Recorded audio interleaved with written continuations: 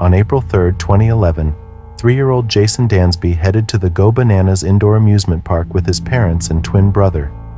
This was supposed to be a day of celebration, a time to enjoy the thrills of child-friendly roller coasters. But what happens when the place designed for fun becomes a stage for unspeakable tragedy? Jayson was particularly thrilled about the Python Pit roller coaster. With the encouragement of ride operators, his mom, Lisa, chose to let him and his twin brother go on the ride alone, trusting in the park's safety measures. But should she have? Jayson's initial excitement transformed into a gripping fear as the roller coaster roared to life. What caused this sudden shift? Was it the absence of his mother by his side? He began to cry out, reaching for the comfort he couldn't find. He slipped from the safety restraints of the ride and fell. Jayson died on impact. Were the operators to blame? Was the design of the roller coaster fundamentally flawed? Or was little Jayson to blame for his own death? Today, we delve deep into the heartbreaking tale of Jayson Dansby, a vibrant young soul snatched from his parents' embrace right before their eyes. Go Bananas was a popular spot for kids in Norridge, Illinois. It was a place filled with laughter, the sounds of arcade games, and the joyful noise that only roller coasters can bring out. This indoor park was particularly a favored spot for birthday parties and family trips. A kid could enjoy cotton candy, win points in skee-ball, and feel special for a day. But not everything was as perfect as it seemed. Go Bananas had another side. A few years back in 2018, a video of adults fighting in the park went viral. Understandably, people were infuriated by the scene, and it wasn't the first time something like this had happened. Eventually, more than 4,000 people signed a petition wanting to close the park because they were tired of hearing about bad things happening there. The park closed its doors for good in March 2020. But let's take a step back.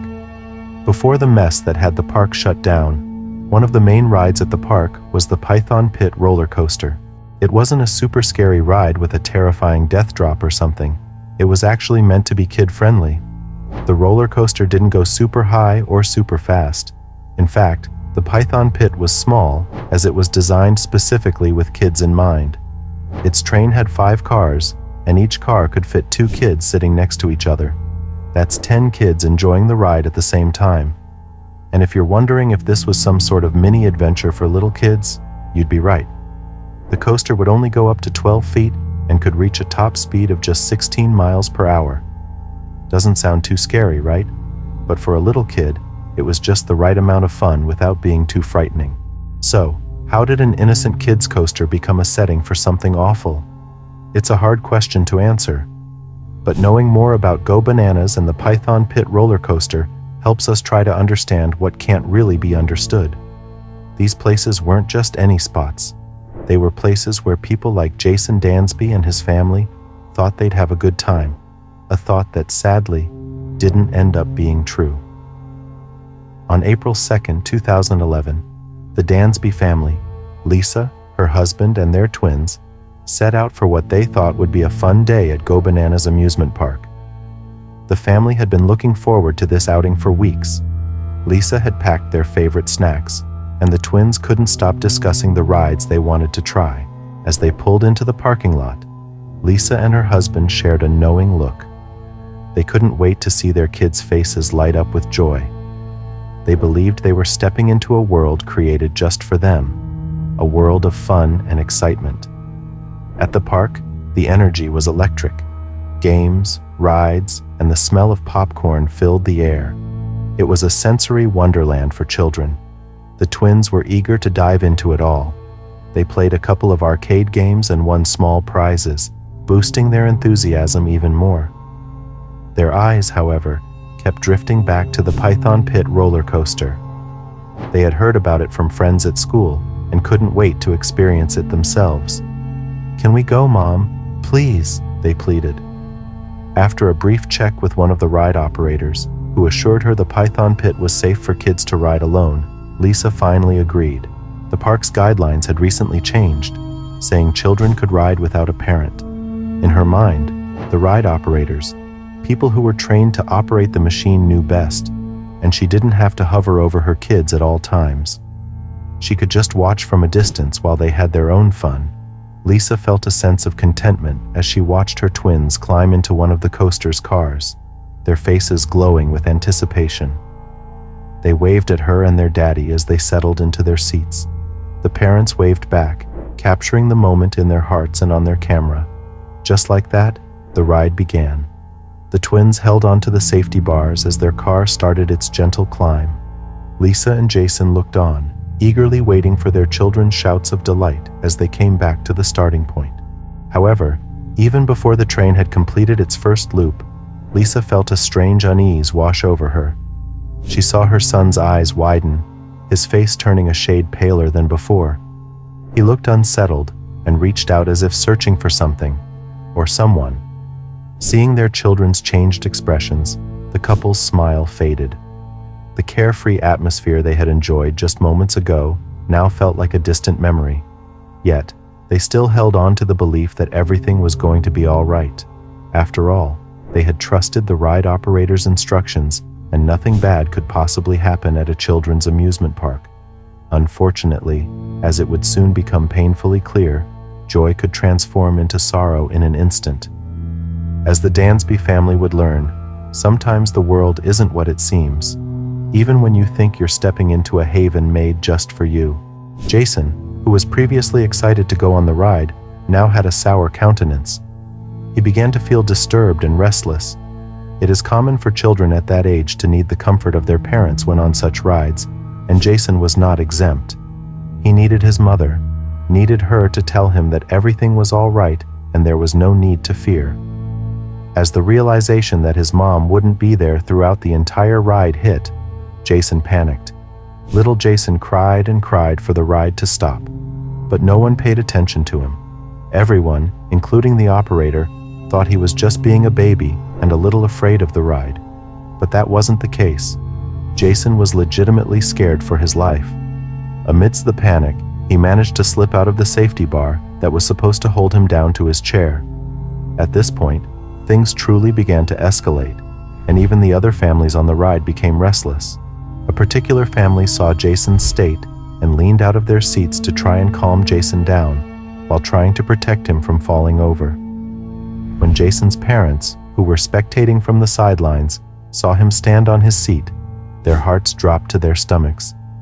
Fear became a blanket that enveloped them entirely, but the fear, anxiety, and worry they felt were nowhere near enough to stop them from screaming at the operator to shut down the ride. However, they were all too late. Jayson, who only wanted to be in his mother's arms, slipped and fell between two train cars. While slipping and falling, he was thrown violently and bounced around the exterior of the ride. His head slammed several times on the metal body before finally landing on the floor. At this point, Lisa, Jayson's mother, kept screaming, but there was nothing she could do. Jayson's wounds were so severe that he died on impact. His life was snuffed out before the very eyes of his patient. The parents were devastated and stood helplessly as they couldn't save their son. Despite the several attempts of the paramedics who arrived at the park later, little Jayson was gone. People had questions, and they were not afraid to voice them. Questions like, what sort of safety restraint could be easily maneuvered by a 3-year-old child? Why did it take the operator so long to shut down the machine? It is no secret that children that young can't be trusted to take their safety seriously, so why was Jayson's mother assured that he was fine on his own? It was a frustrating situation for everyone, to say the least. If Jayson could easily get himself free, was anyone truly safe? The saddest part? This horrific accident wasn't a one-off. Back in 2008, an 8-year-old had damaged her arm on the same ride. She was being a kid, arms flailing in the air, feeling the wind, then wham! She hit something. A ride designed for children that couldn't account for a child's natural curiosity? That was a red flag if there ever was one. There were questions back then too, but not enough changes were made. Investigations into Jayson's death revealed some unsettling details. Other states had already labeled the ride in question, Python Pit, as too risky for kids Jayson's size. A family entertainment center in Kansas even put seatbelts on the ride. Michigan and Virginia. They raised the height requirement, but at Go Bananas amusement park in Illinois, nothing. This led to charges against Gerald Marks, the owner of Go Bananas. According to court records, he was slapped with a misdemeanor under the Carnival and Amusement Ride Safety Act. His crime? Not having maintenance records ready for review. The state of Illinois? They found no issues with the ride itself. The inspector even said it was patron error, which is just a fancy term for blaming Jayson for standing up. No one was held legally responsible for Jayson's death, except for Jayson himself. Ultimately, Jayson's family was awarded $3.1 million in a settlement from Go Bananas. But what good is money when your child is gone? Daniel Kirshner, the state's Carnival Amusement Safety Board chairman, said it best. This kid should not have died, and that scares the hell out of me because nothing has changed. People still had questions, but what they wanted most were changes so that no family would have to go through this nightmare ever again. The heart-wrenching story of Jayson, and let's not forget the 8-year-old girl back in 2008, shines a glaring spotlight on the loopholes in amusement park safety laws. While other states had already sounded the alarm bells on the Python pit, labeling it too risky for small kids, Illinois was strangely silent. Why? Because the state's laws didn't have their own rules on things like height requirements or safety restraints for amusement rides. Illinois had this loophole that let ride manufacturers decide on safety measures like height requirements and restraints. In other words, it wasn't the state's responsibility to make sure kids like Jayson would be safe. It was up to the people who built the ride. Do you see how messed up that is? Some manufacturers could cut corners. They're in the business of selling rides, not ensuring every kid is safely buckled in. This oversight, or should I say, lack of oversight, essentially tied the hands of state inspectors. They couldn't even look into whether poor restraints or inadequate height requirements played a role in accidents like Jayson's. More questions began to arise. People questioned the government's laws on amusement parks. If other states could amend theirs, why not the state of Illinois? Daniel Kirshner, the guy in charge of the state's Carnival Amusement Safety Board, pushed for Illinois to look at the ride design standards used in other states and basically get with the program. It took a brave voice to say, the state has the responsibility to keep people safe. It can't just shove that duty onto manufacturers who, let's face it, aren't the ones riding the Python pit. They aren't the ones who will get the phone call that no parent should ever have to receive.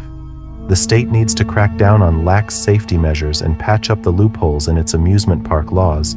The sooner the better, before another family has to go through this nightmare. This isn't just about Go Bananas amusement park or the Python pit. This is about every amusement park in Illinois, and maybe even the whole country. We need universal standards that prioritize safety over profits, over speed of boarding, over whatever else might seem important. We need a system that doesn't just react to tragedies, but actively prevents them. We don't just owe it to Jayson and his family. We owe it to everyone who's looking for a bit of harmless fun.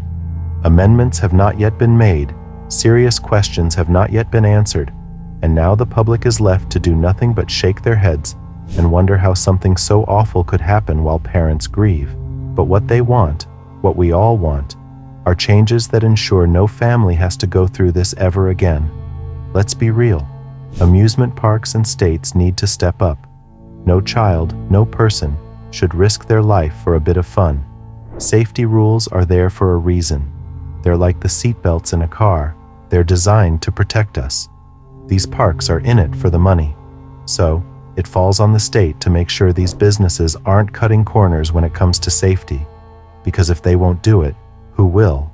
Parents, you're not off the hook. While the parks and the state have their role, you do too. Kids are kids. They'll always be curious and adventurous. It's up to you to keep an eye on them, because no ride, no amount of fun is worth putting them in danger. So where does that leave us? Honestly, frustrated and heartbroken. Jayson's story wasn't the first, and unless something changes, it won't be the last. What happened to him could have been avoided. It should have been avoided. We need to keep asking questions. We need to demand change, because if we don't, we'll just be waiting for the next tragedy to strike. And that's not a world any of us want to live in. Let's make safety a priority, so no other family has to go through the nightmare that Jayson's family did. It's time to act, don't you think? If you enjoyed this video, get ready to watch our subsequent videos. Also, don't forget to let us know your thoughts about the death of this 3-year-old child, Jayson. Let us in on your questions and suggestions in the comment box below.